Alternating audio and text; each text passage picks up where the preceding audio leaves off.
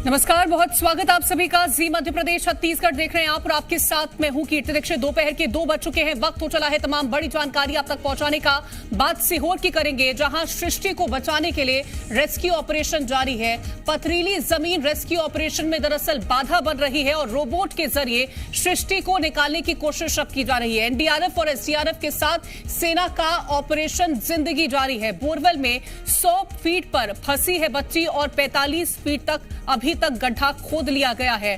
तो robot expert का बयान भी सामने आया कि कैसे रेस्क्यू किया जाना है, ये तय करेंगे। रोबोट बोरवेल में डालकर डेटा लिया गया है और सीहोर के प्रभारी कलेक्टर आशीष तिवारी और आर्मी और एनडीआरएफ एसडीआरएफ की कोशिश सफलता नहीं मिली है।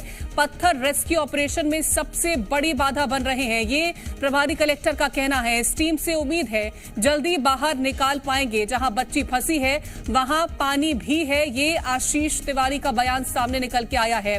तो लगातार कोशिशें की जा रही हैं ताकि बच्ची को सुरक्षित बाहर निकाल लिया जाए और इसके लिए एनडीआरएफ एसडीआरएफ के साथ सेना का ऑपरेशन जिंदगी जारी है। रोबोट की मदद भी यहां पर ली जा रही है। 100 फीट पर दरअसल ये बच्ची फंसी हुई है और 45 फीट तक अभी गड्ढा खोद लिया गया है। दरअसल पथरीली जमीन होने की वजह से जो रेस्क्यू ऑपरेशन है वो बाधित हो रहा है और इसी वजह से परेशानी का सामना भी करना पड़ रहा है।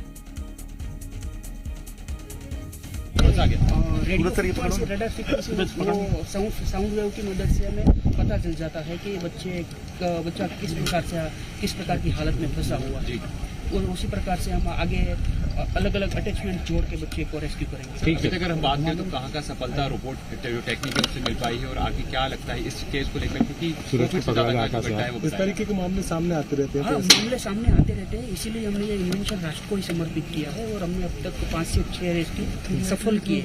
अभी आई है ये कितना चुनौतीपूर्ण पानी। देखिए, हम लोगों ने रात में 12 बजे तक इंडियन आर्मी और एनडीआरएफ ने काफ़ी ट्राई किया है, लेकिन उतनी सफलता हाथ नहीं लगी। तो पूरी रात ये जो मैनुअल डिगिंग पैरेलल चल रही है वो चली है, आप लोगों ने भी देखा है। और जो अभी सुबह टीम आई है ये एक बहुत ही वेल ट्रेन टीम है और इन लोगों ने पहले भी रेस्क्यू किया। अभी जामनगर में भी जो 4 दिन पहले रेस्क्यू हुआ था उसमें भी इन्हीं लोगों ने किया था। वो सारे इक्विपमेंट लेके आए हैं, रात भर ट्रैवल करके दिल्ली से अभी आए हैं ये लोग, गुजरात की टीम है और इन्होंने अच्छा इक्विपमेंट बनाया हुआ है। प्रिलिमिनरी डेटा और सर्वे हो चुका है, वो डेटा प्रोसेस हो रहा है, उसके आधार पे कौन सा अटैचमेंट कौन सा फिक्सर लगेगा ये डिसाइड करके। सीहोर में सृष्टि को बचाने की जंग जारी है और सीहोर में अब रोबोटिक एक्सपर्ट टीम भी पहुंच चुकी है। रोबोट के जरिए रेस्क्यू किया जाएगा। बोरवेल रेस्क्यू रोबोट यहां पर बुलाया गया है और अब ये रेस्क्यू टीम भी अपना काम शुरू कर चुकी है। बोरवेल में रोबोट को डाला जाएगा, उसके जरिए सृष्टि को कैच करने की कोशिश और बाहर निकालने की कोशिश की जाएगी।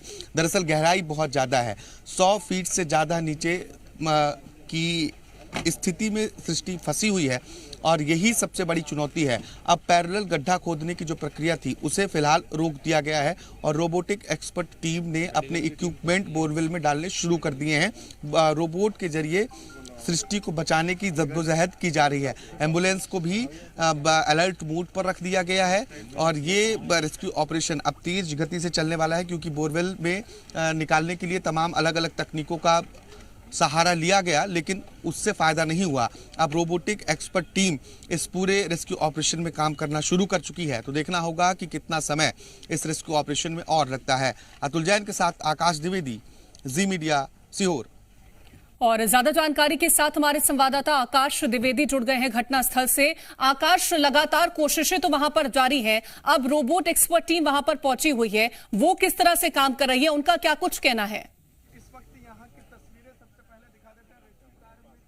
देखिए, रोबोट एक्सपर्ट की टीम ने रोबोट के जरिए बच्चे की लोकेशन को जाना है। बच्ची एग्जैक्टली है कहां पे, लोकेशन ट्रेस करने के बाद आर्मी की टीम ने हुक मेथड से दोबारा से बच्ची को रेस्क्यू करने की कोशिश की, लेकिन अभी जो तस्वीरें सामने आ रही हैं उससे देखिए ये देखा जा सकता है कि हुक मेथड से कुछ ऑब्जेक्ट इनके पास जरूर लगा है। इस वजह से देखिए उस एरिया को कवर्ड कर दिया गया है और जो लोहे की रॉड जिसमें हुक फंसाई गई थी उस रॉड को अब धीरे धीरे ऊपर की ओर लाया जा रहा है। कल भी इसी मेथड से बच्ची का फ्रॉक बाहर आया था और एक बार फिर से जब, क्योंकि अब 100 मीटर पर पानी मिली है और पानी के बाद ये लोकेट किया गया कि बच्ची की जो स्थिति है वो फिलहाल 150 फीट के आसपास है। तो ऐसे में रोबोट ने ये लोकेट करके बता दिया है कि बच्ची किस जगह पर है और अब हुक मेथड से बच्ची को निकालने की कोशिश की जा रही है।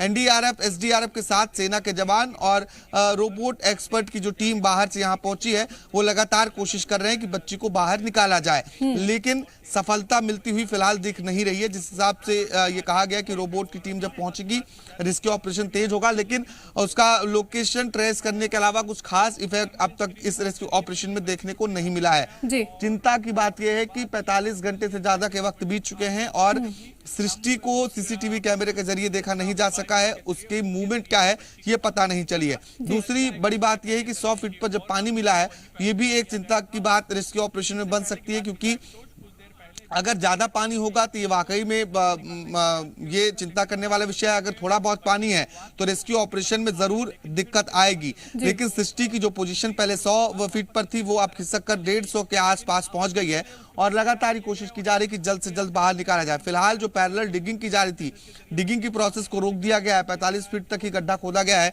और इसके बाद अब उस प्रोसेस पर ध्यान दिया जा रहा है कि जो बोरवेल के जरिए बोरवेल से ही रेस्क्यू किया जा सके। पहले ये प्रक्रिया थी कि डिगिंग की जाए और इसके बाद पैरेलल एक टनल बनाकर बच्ची तक पहुंचा जाए, लेकिन जो बच्ची की डेप्थ है वो अब बहुत ज्यादा हो गई है, बहुत ज्यादा गहराई हो चुकी है। ऐसे में 150 फीट तक खुदाई करना ये बड़ी चुनौती होगी और इसमें एक लंबा वक्त बीत सकता है, क्योंकि 3 दिन में हम देख पा रहे कि 45 फीट तक ही खुदाई हो सकी है और बीच बीच में जो पत्थर और पथरीले जमीन होने की वजह से खुदाई में काफी दिक्कतों का सामना करना पड़ रहा है और इसी के चलते वाइब्रेशन जो हुआ है उससे बच्ची की पोजीशन और ज्यादा बिगड़ी है। जी बिल्कुल, बच्ची की पोजीशन और ज्यादा बिगड़ी है, क्योंकि जिस तरह से आपने जिक्र किया आकाश की, पहले तो 100 फीट पर बच्ची फंसी हुई थी, लेकिन जिस तरह से यहाँ पर खुदाई का काम किया गया है उसके बाद खिसक करके वो 150 फीट पर पहुंच चुकी है। लेकिन अभी जो कोशिशें लगातार की जा रही हैं रोबोट तकनीक के जरिए, उसमें कितनी ज्यादा और कितनी जल्दी सफलता मिलेगी, इसको लेकर के अधिकारियों का क्या कुछ कहना है?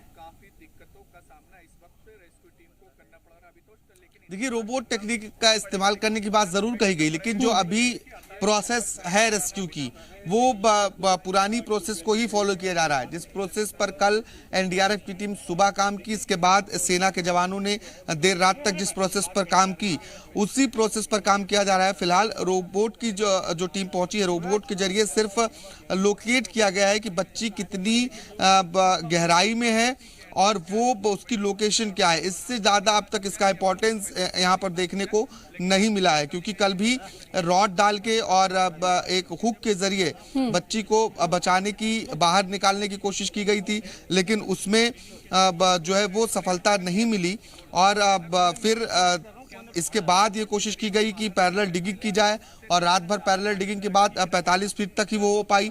और देखिए, कल कन्वेंशनल मेथड से बच्ची को निकालने की कोशिश की गई थी, अब कन्वेंशनल मेथड को ही दोबारा फॉलो किया जा रहा है। जो यहाँ पर टीम पहुंची है रोबोट मेथड की, उसने सिर्फ बच्ची को ट्रेस किया है और ये बताया उसकी लोकेशन क्या है। उसका बहुत इस्तेमाल हमें और ज्यादा देखने को नहीं मिला। अब देखिए, दोबारा पानी की पाइप, इस प्रोसेस को रात में इस्तेमाल किया गया था। रात में सेना के जवानों ने इस प्रोसेस को फॉलो किया था, लेकिन करीब 12 बजे तक कड़ी मेहनत के बाद भी सफलता नहीं मिली। तब दोबारा से पानी की जो पाइपें हैं उसे अंदर डालने की कोशिश की जा रही है और एक हुकनुमा एक एलिमेंट तैयार किया गया है जिसके जरिए जो ऑब्जेक्ट है उसे कैच करने की कोशिश की जाएगी और उसे ऊपर लाया जाएगा। ये कितना कारगर होता है, कब तक चलता है, ये कुछ कह पाना अभी स्पष्ट नहीं है और देखना होगा कि अब ये रेस्क्यू ऑपरेशन कब तक चलती है, क्योंकि एक टीम तो यहाँ पहुंच चुकी है, एक टीम और जो जोधपुर से आनी थी वो टीम फिलहाल नहीं पहुंची।